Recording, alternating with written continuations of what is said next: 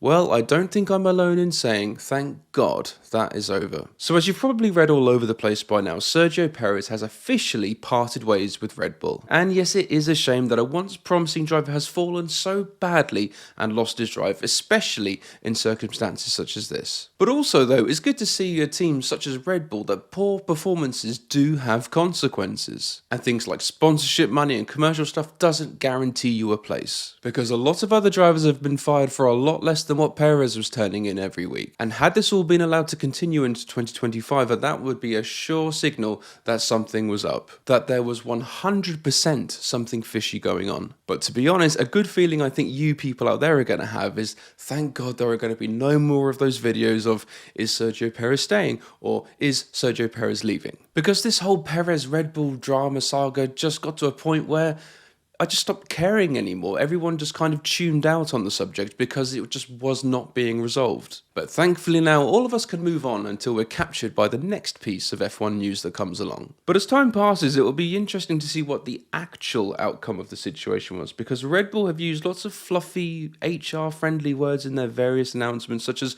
parted ways, or come to an agreement, or just simply departed. Red Bull probably had to untangle this enormous commercial spiderweb of legal nonsense to get to the bottom of this one, and it has probably been in the works for some time now. With all of Checo's endorsements, commercial links, and even his show on Disney Plus, it's not quite as easy as just booting Valtteri Bottas out of your team, for example. There was clearly just so much that needed undoing in order to cancel Perez's contract. Now, if that means that the contract's been cancelled outright, or if he's received a lump payment, or maybe he's just staying at home, either way, it's irrelevant at this stage. Because you know what? Although Checo is a nice guy and did once add something different to Red Bull when he came in, he'll be absolutely fine now. There's no need to worry about him. Financially, especially in Mexico, this could be one of the best things to happen to him recently. There'll be publishers bidding for the tell-all book deals, probably a TV show or two in there somewhere, and plus any more payments from Red Bull that are coming in, so I guarantee Checo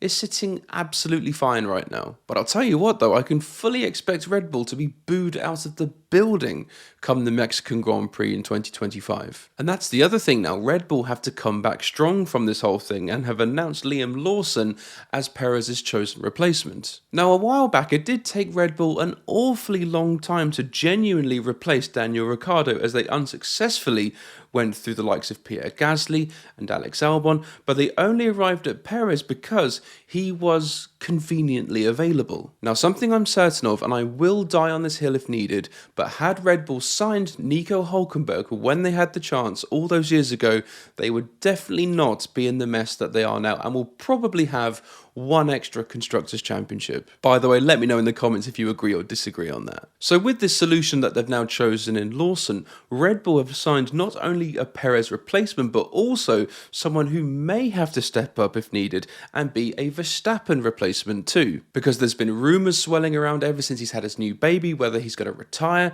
or take a sabbatical. Either way, I don't think it's outside the realms of possibility. And we have actually seen some other athletes do this as well. Tom Brady, for example, retired from the NFL to spend more time at home with his family, but after a couple of days sitting at home, he kind of thought, I want to play football again. And I wouldn't be surprised if old Supermax does the same thing as well, if he does retire or take a sabbatical. And either way, they're going to have to find a replacement, because I'm fairly sure that Max is going to follow Adrian Newey over to Aston Martin to reunite with Honda. By the way, do argue about that in the comments if you wish. Also, we saw Yuki Tsunoda driving the Red Bull in the postseason test, which did suggest that something was afoot, but he's been overlooked again, so that is a sign that his future has got to now be lying elsewhere. So I would say that Yuki was probably the more deserving out of the two, from the heart anyway, because he has done the hard yards now with AlphaTauri and RB. And it would have been nice to kind of see him reap some rewards in more of a front-running car as well. But then Liam Lawson, who hasn't even completed a full F1 season yet, but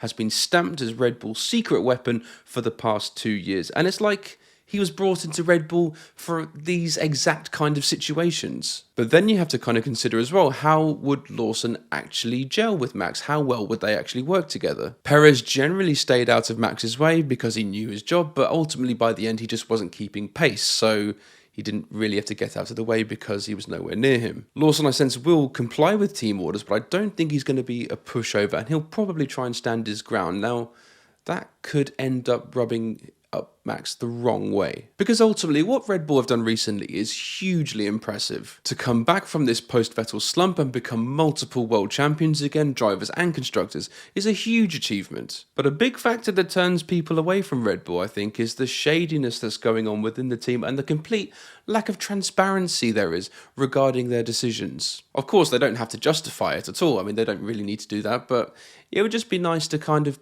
be kept informed, I guess. But then again, who am I to judge? It seems to be working out well for them, and they seem to be carving out this place in F1 as the bad guys. And if that works, and if they enjoy it, and that's fine for them, crack on, it seems to be working. So now that we can finally turn the page with Checo Perez, you do have to wonder, is this the end of the road for him in F1? Will we see him in the sport again? I've always thought it would be quite nice to see him again in F1 in a non-Red Bull setting. I mean, was he ever really a front-runner driver? Probably not. And the pressure that was put on him in order to try and be one is probably what might have burned him out. After all, originally he was a solid, sturdy midfield driver that put average cars in good places, and there is no shame in that. In my opinion, some of those drivers are the most entertaining to watch and some of the best personalities we've seen in the sport. After all, I'd much rather have a conversation with the likes of Jean Alesi than Alan Prost, because despite being far less successful and driving a lot lesser cars,